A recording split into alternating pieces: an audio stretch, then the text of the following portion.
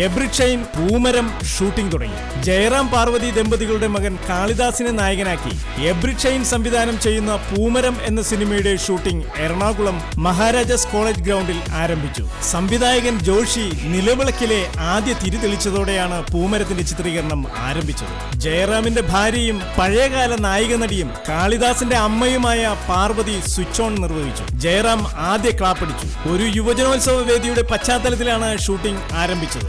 യുവജനോത്സവ വേദിയിൽ ആൾക്കൂട്ടത്തിനിടയിൽ കാളിദാസ് ജയറാം ഇരിക്കുന്ന രംഗമാണ് ആദ്യം എബ്രിഡ് ഷൈൻ ഷൂട്ട് ചെയ്തത്. ആക്ഷൻ ഹീറോ ബിജു എന്ന സിനിമയ്ക്ക് ശേഷം എബ്രിഡ് ഷൈൻ തിരക്കഥ എഴുതി സംവിധാനം ചെയ്യുന്ന സിനിമയാണ് പൂമരം. എബ്രിഡ് ഷൈൻ പ്രൊഡക്ഷൻസിന്റെ ബാനറിൽ ഡോക്ടർ പോൾ, എബ്രിഡ് ഷൈൻ എന്നിവർ ചേർന്ന് നിർമ്മിക്കുന്ന പൂമരത്തിന്റെ ഛായാഗ്രഹണം ജ്ഞാനം നിർവഹിക്കുന്നു.